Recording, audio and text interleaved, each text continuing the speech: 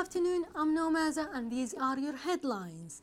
Chaos for thousands of commuters across the south as engineering's work threatened to disrupt Christmas.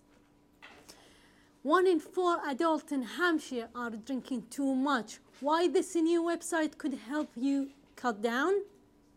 And why thousands of people are getting their skates in Southampton. We reveal the city's latest new attraction.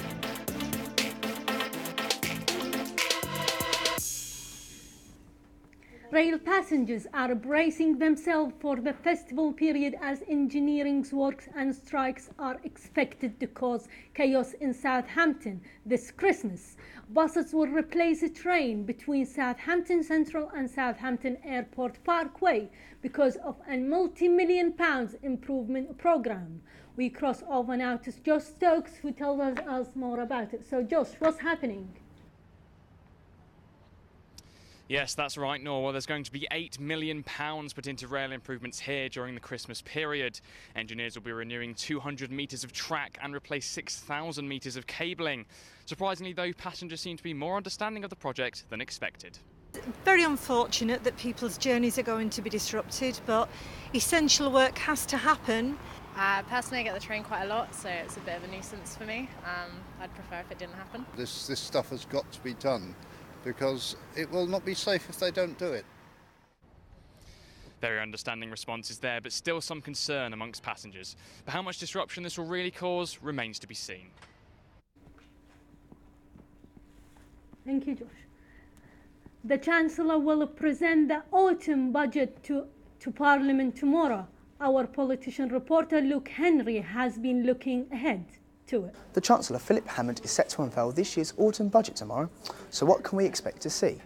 Well, one of the main talking points has to be the introduction of the 26 to 30-year-old rail card.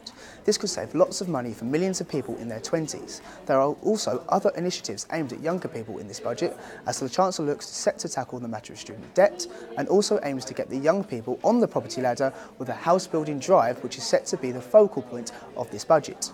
We'll be covering the budget tomorrow as it unfolds, so be sure to follow Solent Journalism on social media for crucial updates. Over 25% of Hampshire drinks over the recommended safe levels of alcohol per week. Hampshire County Council have launched a new tool to help residents track how much they drink to stop putting their health at risk. Sophie Long reports. Over 25% of the population in Hampshire drink over the recommended safe levels of alcohol per week. That's about 283,000 people. Hampshire County Council have launched a new tool called Don't Bottle It Up to help people work out how much they drink.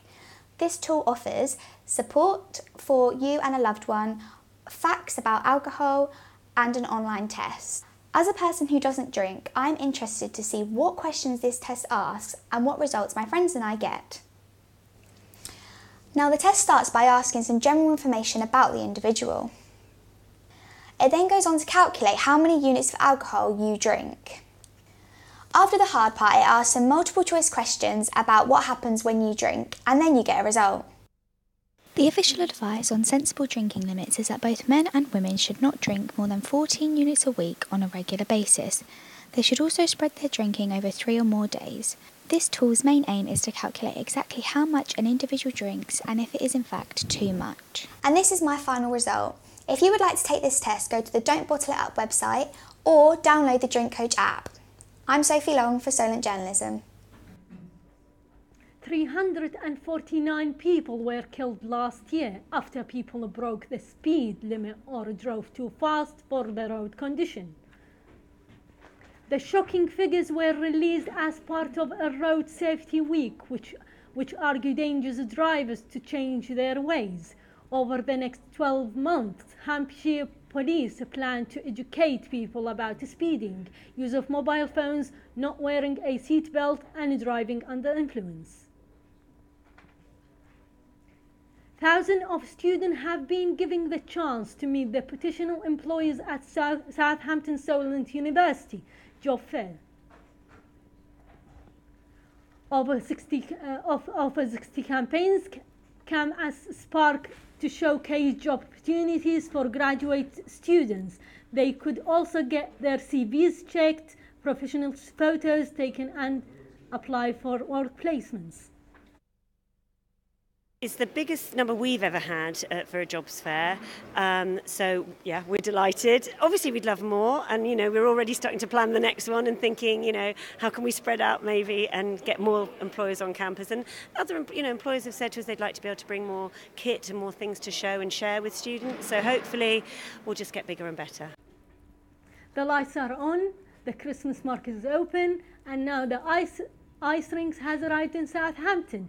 If you're feeling festival and want to get your skates on, then it's all there for you at the Ipsland. Nancy Ashcraft reports. A seasonal ice rink has opened near West Quay in Southampton this winter. Ice skating has become something of a seasonal staple in recent years, and I went to talk to Chris Duffy, a player for the Southampton Spitfires hockey team and an ice marshal at the seasonal rink, about his experience skating. A couple of years ago I went to see a Belfast Giants match. I think it was Belfast versus Dundee, and I went to see it. It was all fast paced, quite a few fights. I thought, you know what, I really want to try that. So on my birthday, bought myself a pair of skates, went to the ice rink on my own like twice a week for about 6-7 months, taught myself how to skate, joined the team. Here I am now. Basically I was like a supervised base. I skate about, pick up people if they fall over, answer any questions, just kind of safety. Does he think that ice skating should be more accessible all year round? Oh yeah, definitely. Like it's not expensive just to ice skate. I bought my first pair of skates off Sports Direct for 40 quid. Granted they weren't very good, but they done the job. I taught myself how to skate in them, so anyone can do it. The ice rink opened on the 11th of November and will remain open until the 2nd of January. I'm Nancy Ashcroft for Solent Journalism. That's all from us from today. We will be back tomorrow. You can find all our stories and more online. Head to ssjournalism.co.uk. Have a great evening.